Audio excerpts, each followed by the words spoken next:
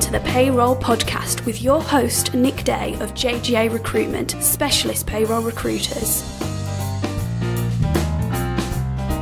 Hello and welcome to the Payroll Podcast. My name is Nick Day, Director at James Gray Associates, Specialist Payroll Recruiters. Today I'm excited to be joined by Richard George, a good friend of mine, a client and colleague, and someone I met in 2004, successfully placing him at Starbucks as a payroll manager. Since then, he's gone on to become Client Relationship Director at Ceridian. We were able to place him again at Employer Services as Director of Business Operations in 2009. And more recently, in July 2016, Richard became Director of Education at the Learn Centre. Richard is a bit of an expert on all things payroll. He's worked for some of the largest and most established businesses in the world, ex-Global Payroll Manager at the likes of JP Morgan. But more recently, he's been focused at the Director of Education on delivering a number of seminars on GDPR, which is an area today that we're going to elaborate on in a little bit more detail. So, Richard, welcome. Tell me a little bit about GDPR. Okay, thanks, Nick, and hello, everybody. When it comes to the General Data Protection Regulation, I guess the key change for employers and others alike who hold personal data is really, I guess, the compliance required in place to manage it effectively. For years, we've sat behind a contract and usually a statement in our contract that we come under the Data Protection Act. But from experience, it's very easy to see that people don't really appreciate what was actually in it. With GDPR, it's far more focused on the employer having the right compliance, but also it's far larger in relation to the responsibilities for employers and the like in how they are looking after data and ensuring the right safeguards are in place to protect people and to ensure their rights are maintained. So what are the key changes then, or additional requirements payroll managers will need to be considering right now? Well, going back from where I was, it's really about, rather than having what we call best practice, which is the norm today, and when we talk about best practice, it's being more reactive to situation. So say, for instance, a data breach, you would treat it properly, you would enact it properly, you would ensure everything is in control. But with GDPR, we actually moved to something called design and default. And what this means is that you actually have a process in place, you've thought about your risks, and where possible, mitigated any issues you may get. So really the key change for employers, especially around payroll, is really reviewing your data, understanding your processes, and on the back of that, trying to remove and, mitigate the risks that you may possibly have in those processes. A lot of people already have processes in place, or departments will have processes in place which comply to the existing data protection laws. So which laws are going to change or which will be replaced by the new GDPR regulations? Well, the good news is nothing's being replaced. So the Data Protection Act 1998 remains in its whole. GDPR is not new. GDPR, I guess you could consider it to be the Data Protection Act 1.2 is the best way to describe it. So when we look at what's being replaced, the actual replacement is more around how you treat data and I guess the rights of the individuals and how you have to bring them into your everyday fault is really the core. If it already exists, and this is now version 1.2, why is it so important that companies review their GDPR position before May 25th? Well, a lot of it is now actually to do with how we communicate and what processes we have. If you look at the original data protection, it was so far back in time that we didn't have the amount of technology we have. So mobile phones, the internet, the electronic solutions we have for passing data around, even email back in time was nowhere near used to the level it was. So in those circumstances, what we're trying to do is to bring data protection into the 21st century. And what we're trying to do is to understand our processes, understand how we're either using or sharing data with people to actually ensure our compliance is in place to minimise risk, because it's all about the individual rights, because remember, it's their data we're using. As an example, then, I'm a small business. I'm a payroll manager for a relatively small employer. And at the moment, let's say I am emailing, so using an older term, and emailing pay slips out to my staff. What would be the potential risks or what kind of considerations should I be thinking about? Well, in that scenario specifically, we've got to think about the actual process that piece of information is going through. So you may well be going to an outside email solution. It may be having the opportunity of that information being interrupted or seen by others. So it's really the case of looking at every process you have, understanding the process in place, e.g. how is that process occurring? So what sort of formats is it going in? What models is it taking? And then really understanding through what is the impact of that process should something happen. So to a degree, we're looking at what would be your contingency plan initially, should something occur. But then what can you actually be proactive about changing to try, where possible, to minimise the risk as much as possible? So if you're email in the bulk of situations is a public system and it is hackable. So is that, for instance, the right medium for sending the payslips on? Would it make more sense to have a more secure portal-based compliant solution such as an e-payslip solution as your method of delivery? Because again, by going that way, we're trying to reduce and possibly remove the risk within the process. If I wasn't to do the correct or undertake the correct impact assessments, and I am continuing to work the way I do, I'm sending out PDF payslips, whatever it might be, via email, what are the potential consequences for payroll departments or for payroll managers or businesses as a whole, really, if they fail to make the necessary changes required by them by law for GDPR? Well, I think there's a few. Number one, technology, fraud, cybercrime is moving so quickly that whatever process we have in place could be impacted by forms of crime. Hence, we have to try and remove that risk. The other key risk is really the individuals. So under the Data Protection Act, and even more so under GDPR, the individual has rights. And on those grounds, if you are not, adhering to the individual's rights, probably your biggest risk as a small business is actually the employee or the person whose data you're holding themselves actually taking you either to court or claiming compensation against you. Now, if that would be the case, we could then be in a situation where the Information Commissioner's Office, for instance, may suddenly want to review your processes. Remembering with GDPR, it's a legal requirement to show your compliance, and as such, you could end up in a scenario where the Information Commissioner's Office would come in and review your processes. And on those grounds, it could obviously put you in jeopardy around ensuring that your compliance is there. There's a lot of scaremongering out there, and one of the things we hear a lot about is the potential fines and ramifications for not being compliant. I think I've seen figures such as 4% of global turnover or £25 million, whichever is the greater.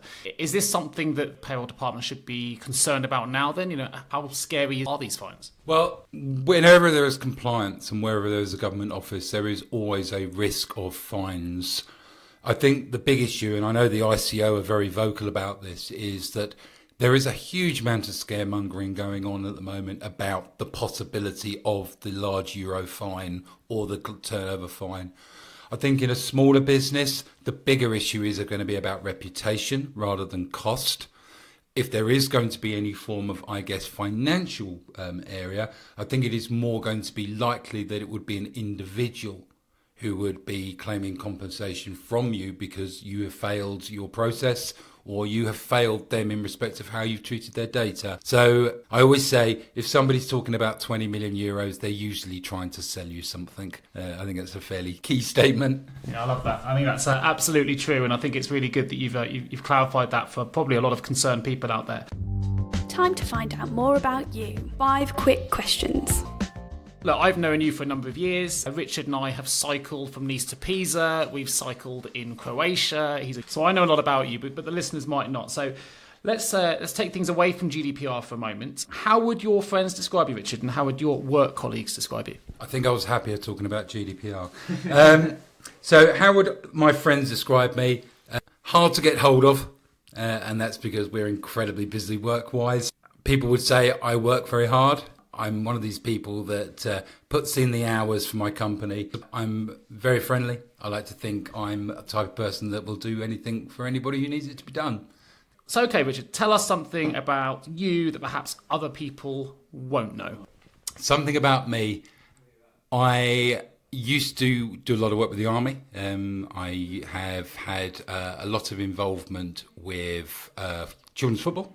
And I also work at the British Grand Prix. I help out at the British Grand Prix and the MotoGP as part of the racemaker process. So I look after people in grandstands and get to see the race as well, which is obviously something I really enjoy. It's a big F1 fan. Fantastic. That's fantastic. I've learned something myself here, which is great. Okay, a slightly stranger question today, but we give this to everybody that we speak to. So imagine you've been abducted by aliens and they want to learn more about our species, okay? What item do you take with you? I don't really know. I think I'll take books. Okay. Have a favourite? No, I think it would be books on history, just 'cause I think they explain a lot about people. What period of time? Anything from Tudor. Okay, because, wow, big expansive time. Absolutely, because I think initially they'll think we're all as mad as cheese, but then they'll realise as time has gone by, we've probably got a little bit more sensible. Excellent stuff. Okay, so we know what you'll take with you. What game or instrument do you teach them? The piano. Why the piano?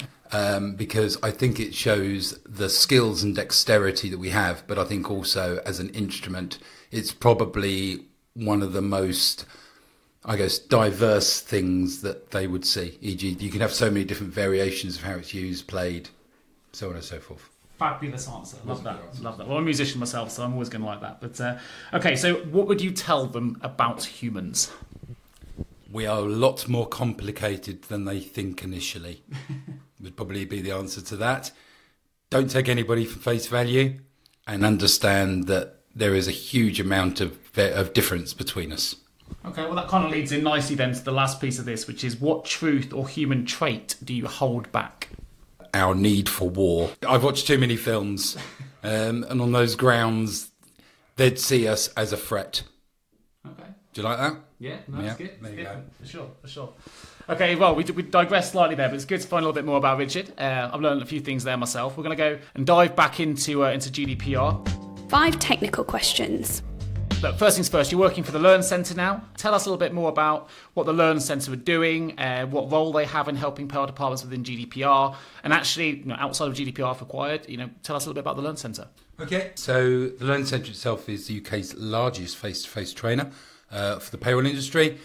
If we're going to be specific about GDPR, one of our sort of key models is around being your support and experts in the payroll industry. And on the back of GDPR, it means we've had a lot of, I guess, media, certainly a lot of newsletters and webinars that we've created, a number of white papers on the subject, but also it's really trying to focus GDPR on our industry rather than giving the generic spiel we seem to see a lot about GDPR.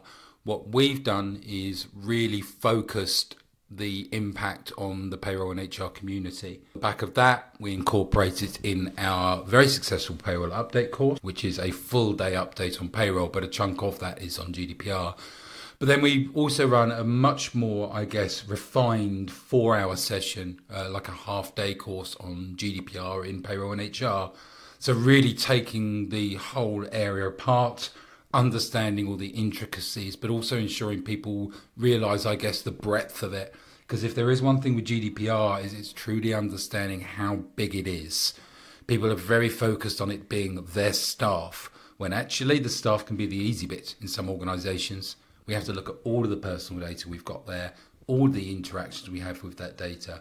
So from our side, it's really been, I guess, giving people focus. I think that's it's interesting there because you mentioned obviously your courses are specific for payroll departments, payroll professionals when it comes to GDPR. And I think I can't stress how important that is. We specialise in recruitment.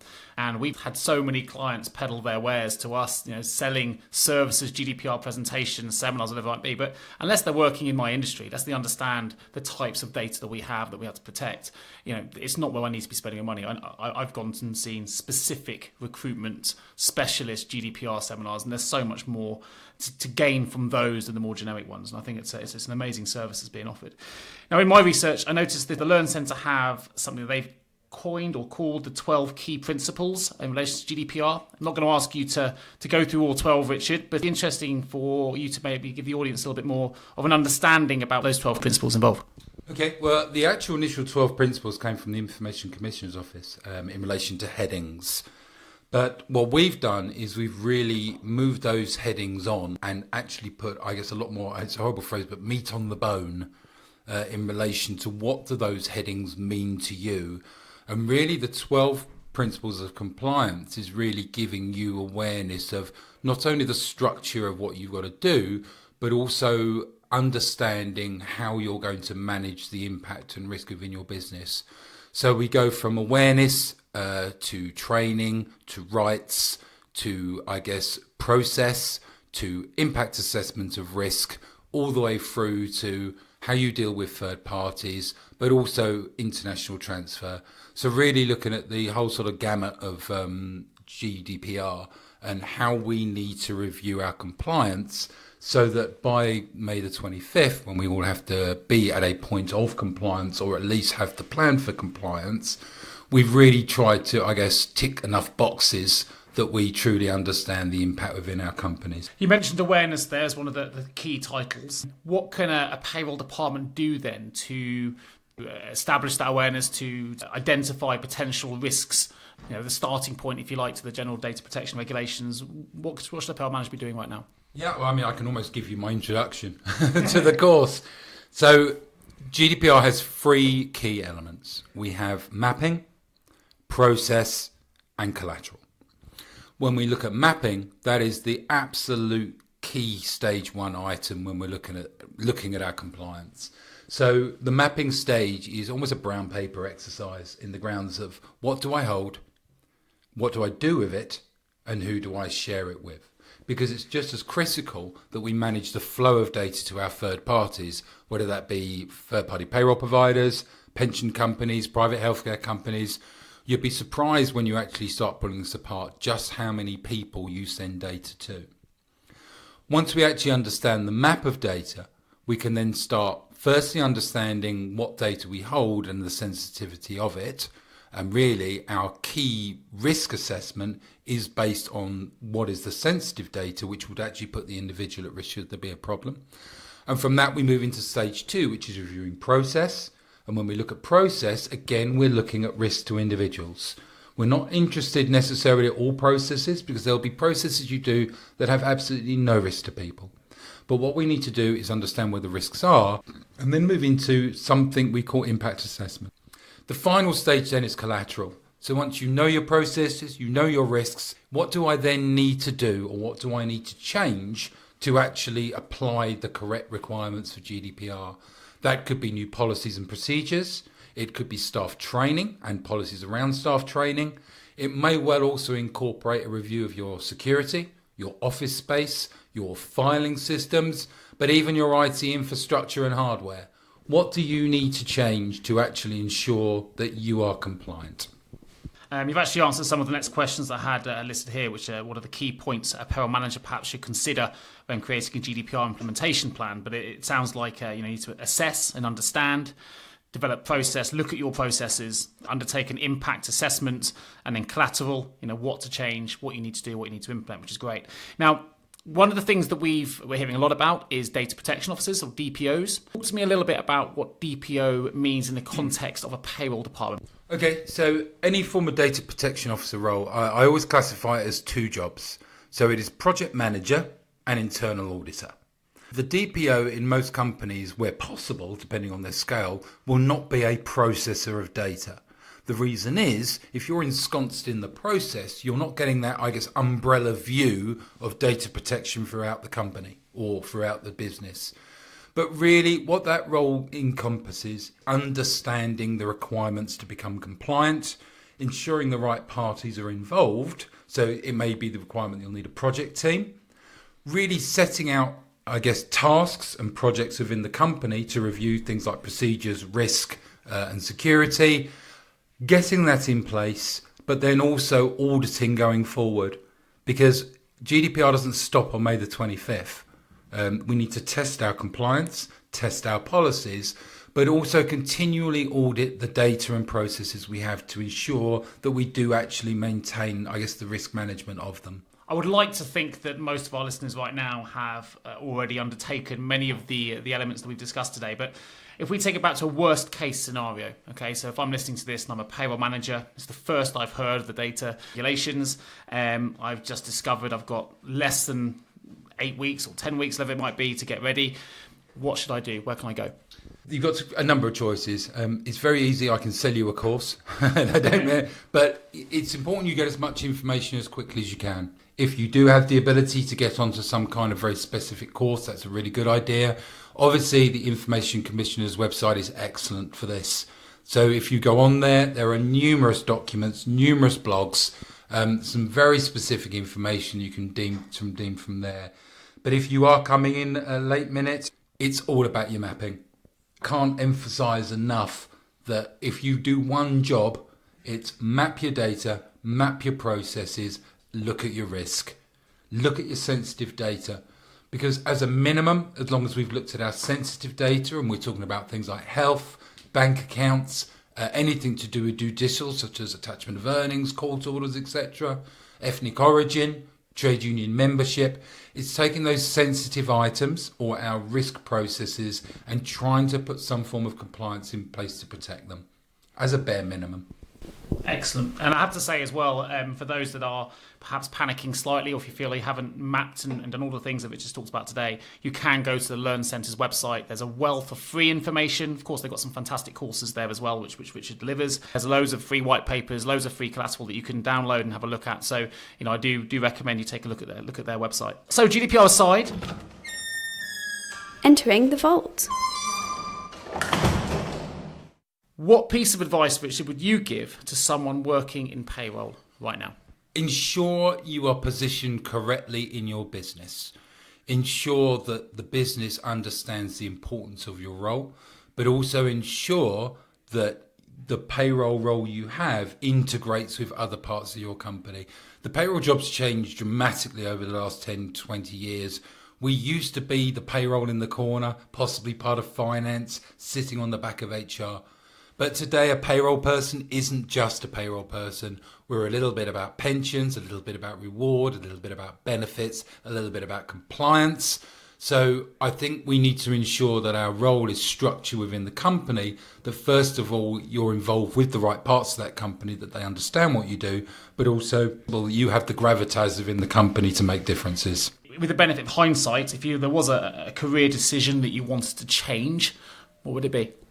I think I would have moved into client roles a lot earlier. Where I really found my passion was people. I moved to Ceridian, who now still works, and I worked as a client relationship director for their largest accounts.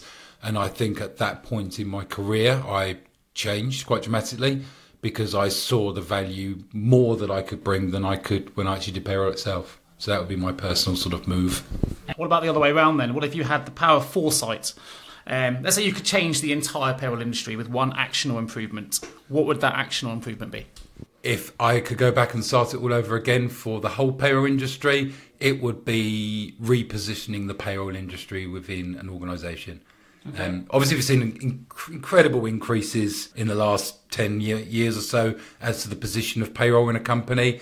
But having been in the industry for 33 of them, I think now, if you look at payroll back then to where it is now, it's obviously moved forward a lot.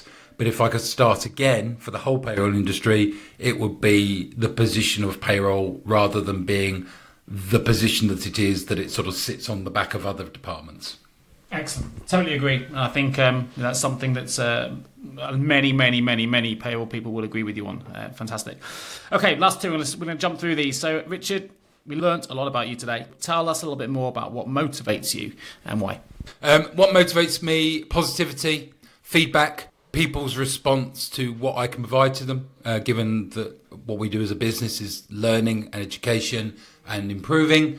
My biggest kick in work is positive feedback and seeing change created from something that I've done. Does that make sense? Yeah. Brilliant. Yeah. Please do feedback. Email in, tweet us, contact us on social media. It'd be great to hear what you think of this talk.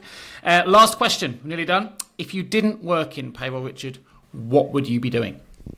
I meant to say I've only ever wanted to be in payroll, but that wouldn't be it. If I didn't do payroll, I would make stuff. I would love to leave work at the end of a day having made something tangible every day. Out of a product like wood? Whatever it could be. Yeah, preferably from scratch. making a product that somebody wanted. I guess it will be a very, very satisfying day actually having produced something rather than having just done something. Something of worth. Absolutely. That other people want, for sure. Well, that just about wraps us up for today. But listen, I'd like to say a huge thank you for Richard George for some very informed knowledge on GDPR. Hopefully the listeners out there find that really useful in getting them prepared. I've got a huge amount of respect for Richard in the industry. We're good friends and I really appreciate his time today. So I'd just like to say thank you ever so much, Richard. And this is the Payroll Podcast. This is Nick Day, and I look forward to speaking to you all again soon. You've been listening to the Payroll Podcast with Nick Day of JGA Recruitment, specialist payroll recruiters. If you would like to feature on a future podcast, please contact us. For a wealth of world-class payroll content, please visit us at jgarecruitment.com. See you next week.